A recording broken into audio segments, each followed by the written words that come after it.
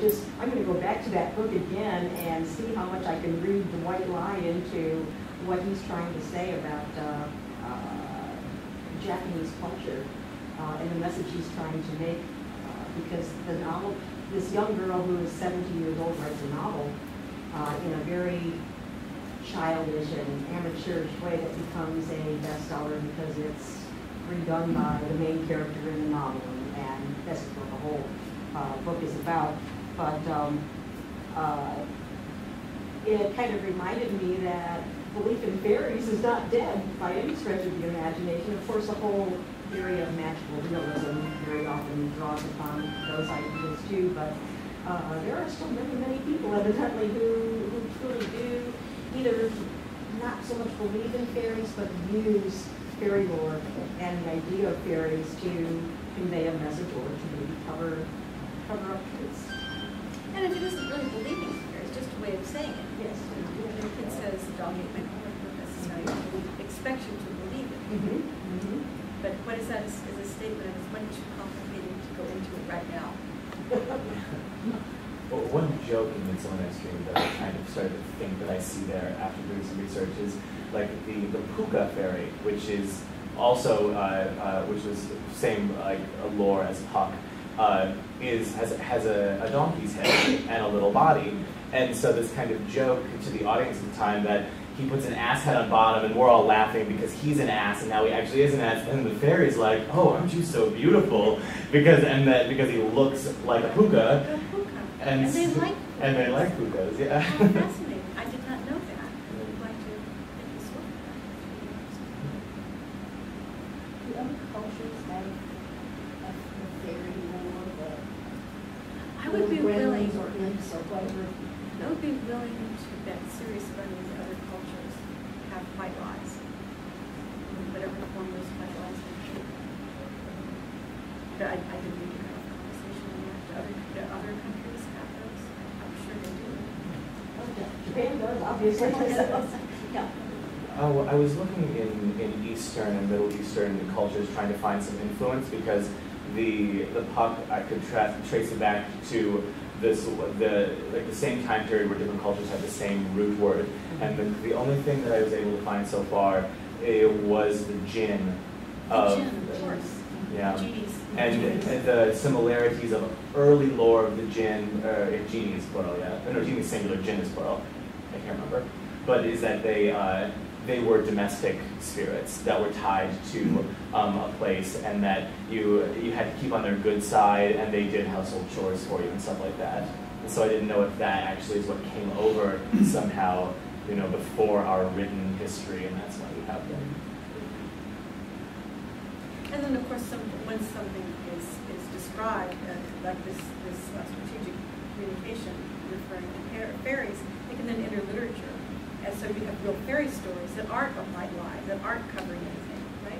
That are just simply really good stories. How I Tricked the Leprechaun, it becomes its own story rather than an excuse for someone getting money. But it might have well begun as an explanation for where I got this loot.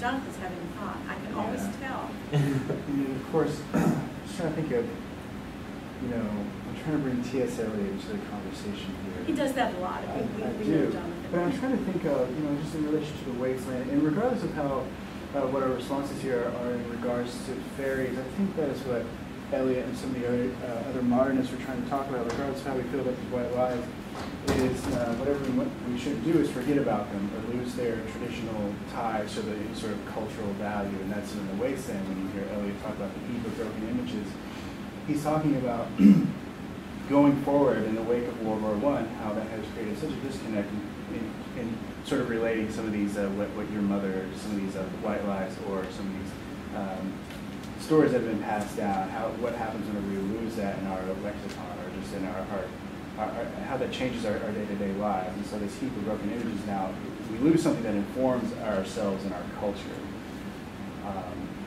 And so regardless of how fairies and Santa Claus and things of that nature, it's not whether or not they're real, but what sort of value do they bring and how we associate with one another, how we bring up our children, things of that nature.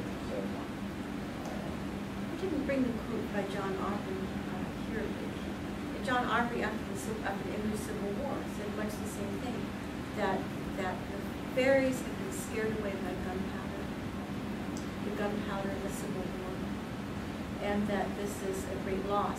So fairies there began to that were originally used for one form of white lie and communication came to symbolize a foundational past, which is valuable and the scholarship for that loss.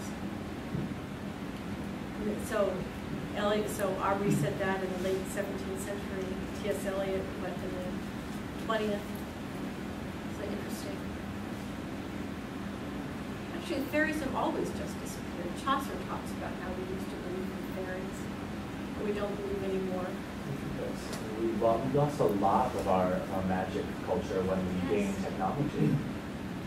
You know, we know why the fungi grows in a circle now. Fairies didn't have to do that. Although I know, I sit in front of my computer and it goes, fairies. Maybe we're bringing it back in. Yeah. When did it? It was the fairies. Oh, what's funny is just a couple weeks ago, my friend and I were talking about this, and I was talking about all the research that I had done, and it's so silly. Well, it seems silly now in our culture, but I had just filled up my mug of soda, and I set it down, and after it, she was going to have me fill up hers, and she started to pick it up, and it was completely full of soda. And she like dropped it and made this whole mess, and we were laughing about it, and we went back, and there was no soda in my mug. And I had only taken like one sip out of it. And we were laughing because we had been sitting there talking about the fairies and invoking the fairies, and we both, I mean, I know that I filled my soda, and that I set it down, and then a second later she picked up her glasses. I realized, oh, she wants me to fill hers up too, and hers was full, and then mine was empty. Sunday, I lost my checkbook. Couldn't find it. We looked in the back seat. Did not look in the back seat of the car. Bill looked. I looked. It wasn't there. And then it was. And then it was. What? Yeah. So we now have permission as a group to go out and ascribe to fairies any number of lost things or stolen things. Where do they hide it all? Where they hide it all. Okay. In the 14th century, when Jack Cade took over some land, this is historically speaking, he claimed it in the name of the Queen of Fairies and called himself the Queen of Fairies. So he didn't, obviously, he's not a fairy king, but what he was doing is he was saying, I have as much right to this land as the Earl of such and such, because I'm the Queen of the Fairies. I have as much right. So property theft was also, so what, the white lie isn't just that I got the loot. Why is that an acceptable lie? When it's stolen, is because this underground culture disputed who has a right to the property, right? That in this underground culture, theft was quite possibly acceptable because the way the property was distributed was unfair. And so stealing something was allowable, acceptable, and the white lie is that it's fairies, but actually the truth is that stealing is legitimate activity. I'm glad you got it. And often stuff that was already taken from them by their landlords. That's right. That's right. And possibly the perpetuation of the idea of evil spirits in the forest to keep common man out of the lands owned by the developers. So you couldn't change the entire system, but you could change your situation by using those local. And so when you see in Shakespeare's plays, when you see fairies, it's usually there's a lower class component. When the Earl of Gloucester and King Lear is about to commit suicide and jump off the cliff, he gives his money to poor Tom, who thinks he's a beggar, really his son, but never mind who he was really. So he says, he refers to it as fairy money. And what that means is he thinks that poor Tom is of that group, of that low group, that tends to use